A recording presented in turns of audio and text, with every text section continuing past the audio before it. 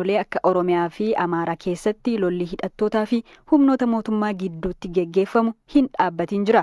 Itoophiyaan filannoo biyyaalessaa marsaa 6ffaa osoo waraanni kaaba Itoophiyaa fi lolli naannoo Oromiyaa keessatti geggeeffamudha kan geggeessite. Rakkoon nageenyaa biyyattii keessa jiru filannoo ittaanuuf hagam yaaddoodha. Paartileen hoo qophii akkamiitti jiru kan jedhu dhaaba KFO fi dhaaba biyya bulchu badhaadhina dubbisnee isin biraan geenyeerra.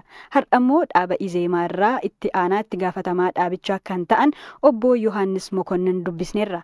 አሁን እንደ ሀገር ያለንበት አስቸጋሪ ሁኔታዎች እንዳሉ እንገነዘባለን። በተለይ በአማራና በኦሮሚያ ክልል ውስጥ amma akka biyyaatti haalli keessa jirru wantoonni rakkisoo ta'an akka jiran ni hubanna. Keessumaa lolli naannoo Amaaraa fi Oromiyaa keessa jiru dhaabbachuu dhabuunsaa nama yaaddeessa. Naannoleen kun lamaan haala gara nageenya fi tasgabbii guututti hin deebine keessatti keessumatti naannolee kana keessatti filannoo gaggeessuun rakkisaa akka ta'e ni hubanna. Wanti abdii godhannu tattaaffiiwwan adeemsarra jiran tokko namoonni qaamolee kana walitti fiduuf jaarsummaarra jiran hojii tokko hojjechuuf yaalaa akka jiran walumaan dhagaa jirra. Fakkeenyaaf kaawunsiliin nageenyaa gama mootummaan yeroo garaagaraatti waamichi yeroo godhamu ni dhageenya. Komishiniin marii biyyoolessaas akkasuma abdiiwwan tokko kennaa jira. Rakkooleen kun furmaata akka argataniif tattaaffiin godhamaa akka jiran ni hubanna. Tattaaffiiwwan kun hojiitti kan hiikaman yoo ta'e filannoo gaggeessuuf carraan haala mijataa uumuu dhufuu maluu danda'a. Kanaaf haala qabatamaa amma jiruun naannolee lamaan kana keessatti marii gaggeessuuf uummata filatuufis bilisaan imaammata filannoo dhiyeessuuf haala rakkisaatu jira. Naannolee kana lamaan keessatti miseensota gurmeessuu fi sochii taasisuun rakkisaadha. Naannoleen kun lamaan ammoo naannolee uummanni biyyattii garri caalu keessa jiraatudha. Naannoleen kun guutummaan guututti filannoo gaggeessuuf cufaadha jechuu koo miti.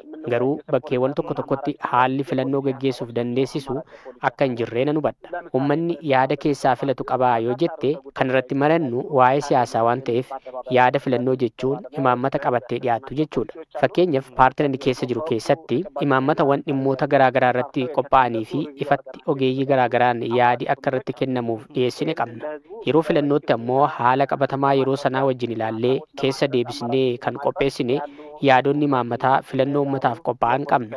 Yaadota kanneen bifa quubsaa ta'een uummataaf ibsuuf filannoowwan jiran uummataaf dhiyeessuuf dirreen siyaasaa dhiphachuunsaa nu yaaddessa. Mootummaan Itoophiyaa paartilee mormituu siyaasa keessaa dhiibee baasuun dirree siyaasaa dhiphisaa jira jechuun paartileen kanneen akka KFO ni komatu. Obbo Girmaan garuu paartiin Izeemaa kanarraa yaada addaa qabaa jechuun himu. መንግስት ይሁነኝ ብሎ አጠቃላይ የፖለቲካ ምህዳሩን ለመዝጋት ተቋማዊ በሆነ መንገድ እየሰራ ነው ብዬ አላስብም። አሁን mootummaan ta'e jedhee itti yaadee dirree siyaasaa waliigalaa cufuudhaaf hojjetaa jira jedhee hin yaadu'an. Murteewwan mootummaan akka mootummaatti murteessu keessatti paartileen morkattootaa gahee qabu. Sadarkaa garaagaraatti miseensota kaabinee ta'anii tajaajilu. Yaada isaanii ni gumaachu, ni falmu. Yaadota biyyaaf gaariidhaa uummata ni fayyada jedhan irratti falmuuf carraa qabu jedheen yaada. Kana jechuun garuu paartiin biyya bulchuu filannoo dhufuu mo'achuuf yeroo dheeraaf aangorra turuuf fedhii hin qabu jedhanii dubbachuun tasumaa hin ta'u. Paartiin tokko kan hundaa'uuf aangoo qabatee imaammatawwan hojiirra oolchuu fi biyya bulchuufi. Kanaaf akka paartiitti fedhii aangoo hin qabu yookaan qophaasa mo'ataa ta'ee bahuuf fedhii hin qabu jechuu miti. Garuu akka mootummaatti akka biyyoota bulchiinsa namtokkee jedhamanii dimokiraasii quucarsuuf guutummaatti caasaan mootummaa kan ukkaamsuuf kan qophaa'edha jedhee fudhachuuf na rakkisa. Garuu qaamoleen mootummaa naannolee abbootiin aangoo federaalaa hanga aanaa jiran aangorra turuuf yookaan haalli jiru osoo hin jijjiiramin akka turuuf dirree siyaasarra gufuu kaa'uun isaanii waan haalamuu miti. Akka paartii keessanitti qophii akkamii gochaa jirtu? Filannoo bara dhufurraa abdii akkamii qabdus jennee gaafanneerra. ከምንዘጋጅባቸው ሁለት ዋነኛ የፖለቲካ አጀንዳዎቻችን መካከል አንዱ ሀገራዊ ምክክር ነው። ሁለተኛው የምርጫ ተሳትፎ ነው።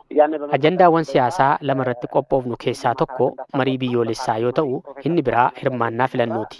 Yeroo darbe ifatti qaamolee hundumaaf akka ibsinetti koree filannoo gaggeessaa paartii keenyaa Profeesar Biraanuu Naggaan durfamu ifa gochuuf haaldureewwanii fi qorannoowwan gaggeessaa jirra. Kanaaf maalii yoo ta'e filannoon adeemsa jennee waan amannuuf adeemsa jiruun ala akka hin taaneef jennee haalli filannoo gaggeessuuf dandeessisu akka uumamuuf waan dandeenye hundaa gochaa jirra. Haalonni filannoo gaggeessuu dandeessisan yeroo dhufan ammoo qophii dursaa gochaa jirra.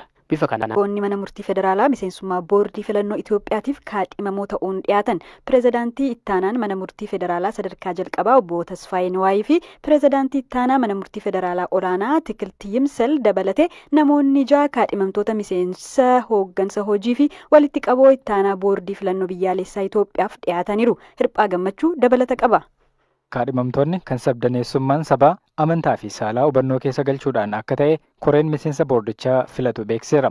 Koreen miseensota boordii filannoo filatu walitti qabaa ittaanaa fi miseensonni biraa 2 miseensota boordichaa akka bakka buufamaniif namoota 6 kaadhimummaaf filate ifa kan taasisu har'a ibsa baaseen beeksiseera.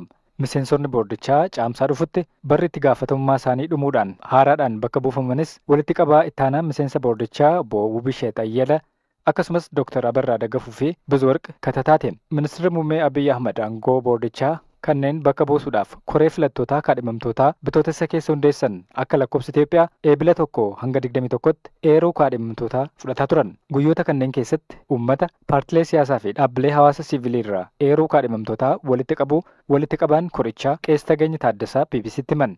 Qees Tagany akka jedhanitti eeruuwwan karaa imeelii, waatsaappii, bilbilaa fi poostaadhaan korichaaf dhiyaatan keessa irra deddeebiidhaan adda baafamuudhaan namoonni 50 adda baafamuu kaasuudhaan calalli taasifameen lakkoofsi kaadhimamtootaa 25tti gadi buufamuu ibsan. Isaan booda calalliin biraa erga taasifameen booda afgaaffiin namoota 12 dhiyaachuu himan Qees Tagany. Iddoowwan itti gaafatamummaa boordii filannoo 3 bakka buusuudhaaf ministeerri muummee akka filataniif 12 keessaa kaadhimamtoota xumuraaf darban 6 dhiyeessineerra jedhan. Qees Tagany BBC Afaan Amaaraatti akka himanitti akka tarreen kaadhimamtoota agarsiisutti kaadhimamtoota 6 keessaa yoo xinnaate 3 isaanii kan argaman manneen murtiirraayye. Kaadhimamaan jalqabarratti eeraman obbo Tasfaayee Niwaayii mana murtii sadarkaa jalqabaa federaalaatti pirezidaantii ittaanaa fi dubbi himaa manneen murtii federaalaati. Kaadhimamoo lammaffaa obbo Takleet Yimmaasal ammoo pirezidaantii ittaanaa mana murtii olaanaa federaalaatiin. Kaadhimamoo sadaffaan adde Naasim daanyaa mana murtii olaanaa naannoo Ararii akka ta'an odeeffannoon BBC'n argate ni mul'isa. Adde Daaroo Jamaalii fi adde Firihoot Girmaas dubartoota akka miseensa boordii filannoo biyyaalessaa ta'aniif kaadhimamanii dhiyaatan keessatti argamu. Kaadhimamoo ja'affaan ammoo Dr. Yaared Ayilamaaram jedhamu. Koreen filataa kaadhimamtoota miseensota boordichaa har'a kaadhimamtoota ifoomsuu hordofee tarreen isaanii ministeera muummeetiif akka ergamu Qees Tagany ibsaniiru. Ministeerri muummee filannoo koree kanaa booda boordiin filannoo namoota miseensa hojii raawwachiiftuu boordii gochuudhaan muudan filatanii mana maree bakka bu'oota uummataaf ni dhiyeessu. Muudama qondaaltota filataman kanaas manni maree akka raggaatu. Fayyaa mormii lagannaa hojii gaggeessaa jiran hordofee Dr. Mahilet Guwaash dabalatee namoonni 9 har'a mana murtiitti dhiyaataniiru. Manni murtii federaalaa sadarkaa tokkoffaa Ramaddii Araadaa dhaddacha yakkaatti kan dhiyaatan shakkamtoonni kunneen jeequmsaa fi hokkora kakaasuun ta'uu galmeen poolisii agarsiisa. Maqaan isaanii akka hin eeramne kan gaafatan miseensi maatii Dr. Mahilet waa'ee oolmaa dhaddachaa akkasiin ibsaniiru. ፍርድ ቤቱ ጋር የቀረቡ 9 ሰዎች ናቸው። ከ9 ሰዎች ጋር አንድ አይነት ክስ ነው መጀመሪያ የቀረበው። namoota 9 jalqabaa mana murtiitti dhiyaatan irratti himannaa wal fakkaatatu dhiyaate. Himatamtoonni iddoo hojii isaanirraa hafuu fi waadaa yeroo hojjetaa fayyaa ta'an seenan raawwachuu dhabuun miidhaa dhukkubsattoota irraan ga'eef gaafatamtoota kan jedhuun himannaan kan irratti dhiyaate. Yeroo himannaan kun dhiyaatutti abbaa warraa fi abukaatoon Dr. Mahilet isheen yeroo ammaa boqonnaa da'umsarraa akka jirtu kaasanii turan. Ta'us poolisiin qorataa dhimmi ishee addaadhaa humnoota farra nagaa biyya alaa jiran wajjin hojjetaa jirti kan jedhu kaase. Himannaa kana irratti wanti bal'aa himamee fi himatamtootaaf yaada isaanii akka dhiyeessan yeroon kenname hin jiru. Poolisii qoratuuf Dr. Mahilet addatti daa'ima manaa waan qabduuf mirgi wabii akka eegamuuf gaafachuuf abukaatonni yeroo yaalanitti poolisiin mana murtiidhaan namoota kana narraa fageessaa na jeeqaa jiru jedhe. Sababa kanaaf mirga wabii ishii gaafachuu hin dandeenye. Garuu tarree himatamtoota kaan jalatti maqaan ishee jira waan ta'eef isaan immoo miliquu danda'u kan jedhuun mirgi wabii isaanii dhorkameera. Himata isaanis gara shororkeessummaatti waan wal qabsiisaa jiraniif mirga wabii argachuu hin dandeenye. Daa'ima Mahilet yeroo ammaa kunuunsaa kan jiru akkoo isheeti. Yeroo isheen qabamte Tigraay irraa dhufan. Daa'imnis akkuma yeroo kaanii hojiif kan biraa deemte seetee callisteerti malee yeroo hunda balaa yeroo adeemu dhiphachuu akka dandeessu yaadna. እናደርጋለን። Ogeeyyiin fayyaa mormii lagannaa hojii guutuu erga eegalanii har'a guyyaa sadaffaadha. Gaaffii dabalii miindaa fi faayidaan garaagaraa akka isaaniif eegamu kan kaasan ogeeyyiin kunneen mootummaan deebii akka isaanii kennu sochii erga eegalanii baatii tokko ol taheera. Kana hordofees naannolee garaagaraa irraa ogeeyyiin fayyaa 80 ol hidhamu.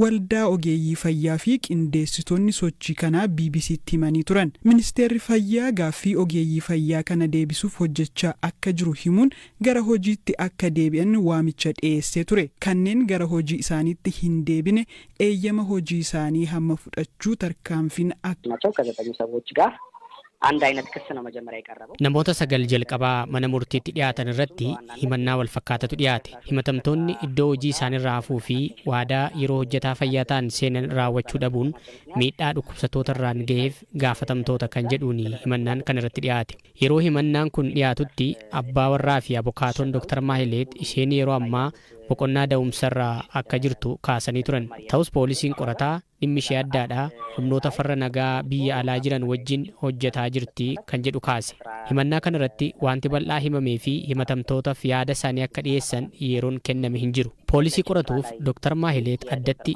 daa'ima manaa waan qabduuf mirgi wabii akka eegamuuf gaafachuuf abukaatoon yeroo yaalanitti poolisiin mana murtiidhaan namoota kana narraa fageessaa na jeeqaa jiru jedhe sababa kanaaf mirga wabii gaafachuu hin dandeenye garuu tarree himatamtoota kaan jalatti maqaan ishee jira waan ta'eef isaan immoo miliquu danda'u kan jedhuun mirgi wabii isaanii dhorkameera himata isaanis gara shorkeessummaatti waan wal qabsiisaa jiraniif mirga wabii argachuu hin dandeenye daa'ima Mahileet yeroo ammaa kunuunsaa kan jiru akkoo isheeti yeroo isheen qabamte Tigraay irraa dhufan daa'imnis akkuma yeroo kaanii hojiif kan biraa deemte seetee callisteerti malee yeroo dabalaa yeroo adeemu dhiphachuu akka dandeessu yaadna Ogeeyyiin fayyaa mormii lagannaa hojii guutuu erga eegalanii har'a guyyaa sadaffaadha.